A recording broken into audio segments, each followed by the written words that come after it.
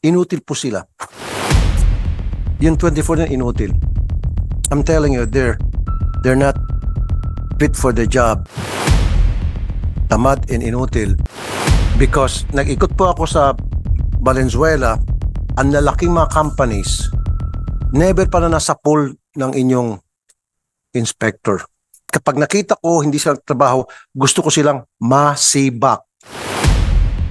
Now, meron na ako mga questions muna. Umpisahan ko sa Dole. Nandito ba yung Dole natin?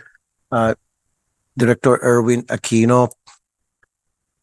During the last consultative meeting, you did tell me, or Dole told me na short-handed kayo. Kulang kayo sa tao, tama?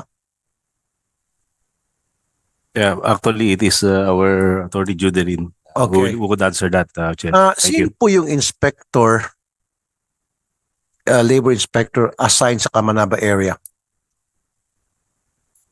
Meron ba kayong team o isang tao lang ba yung Dole inspector sa Kamanaba area?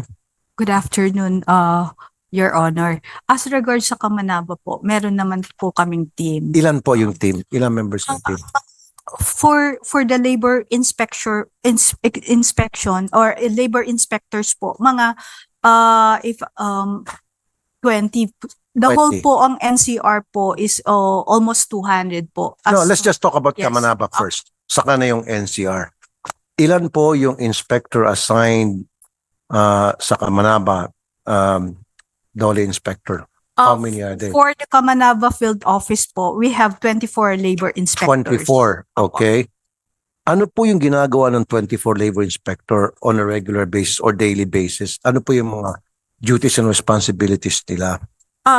They have targets, Your Honor, as Targets. regards routine inspection po. When we also receive complaints, they also conduct complaint inspection. So dalawa yun. Pag nakatanggap sila ng complaint, action na nila. At pag wala sila tanggap na complaint, gagawa pa rin sila ng inspection. Yes, Your Honor. The committee chairman of Labor and Employment, none other than Senator Joel Villanueva. Senator Joel. Thank you. Senator Rafi, at the onset, may I just put into the record my sincerest thanks and gratitude to our Vice Chair of the Senate Committee on Labor, Senator Rafi Tulfo, for calling for this meeting. But as I was telling him a while ago, that it would be a great honor for the committee if we can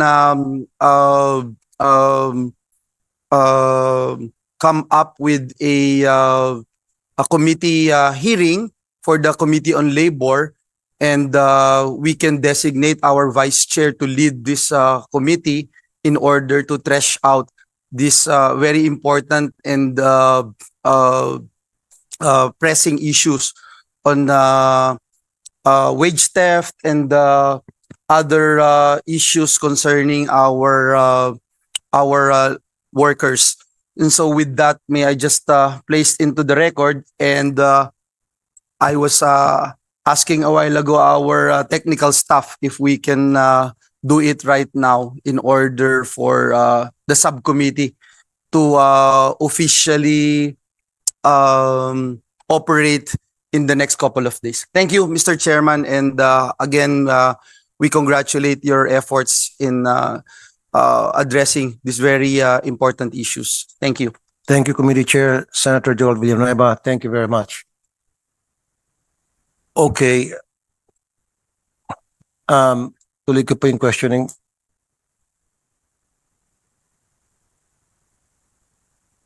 Session resume. Okay.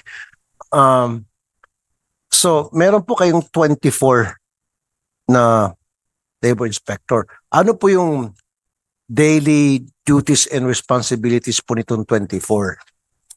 Yes, Your Honor. Aside as I have mentioned that they conduct labor inspection, they do technical advisory visits to MSMEs din po. Visits. Apo. So, pag may complaint, pupunta sila. Apo. At the same time, kahit na walang complaint, nagagawa sila ng random inspection tulad ng ginawa namin, kasama ko. Okay, and 24 sila. Inutil po sila. Yung 24 na inutil. I'm telling you, they're not fit for the job. Tamad and inutil.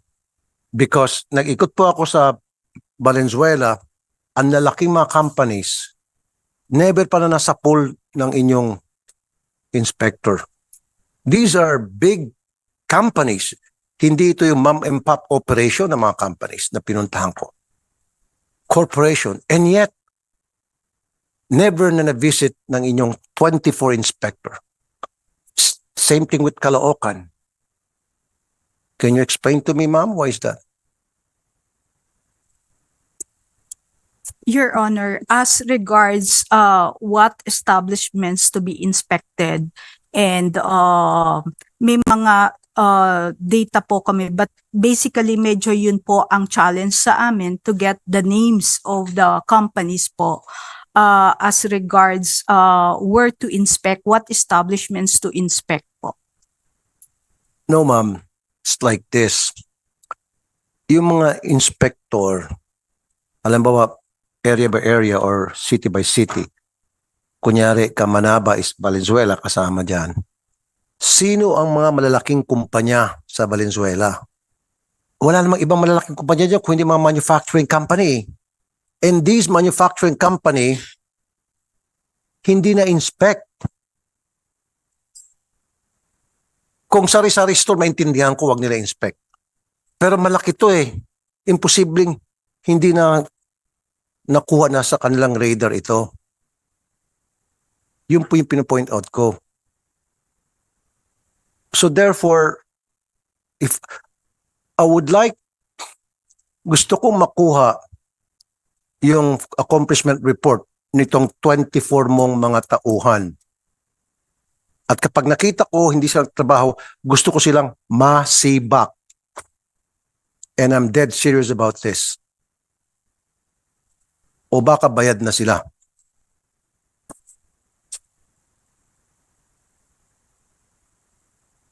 Yes, Your Honor. We will submit, Your Honor. Okay.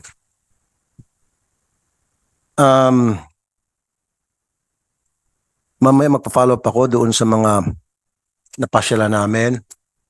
Ano na pong nangyari? Kasi nagpaiwan yung mga labor inspector after. Hindi ko alam kung ano nangyari nung nagpaiwan. Ano, masaya ba sila umuwi? Yung inspector o can somebody tell me? Maybe you, the director. Because after na mahagip namin yung office ko sa Senate, yung mga companies na may mga violations, labor violations, then may naiwan mga labor inspector doon. So can I get an update kung what has been done? Ano yung naging result? Nagpapaiwan? Sino pong mag-update?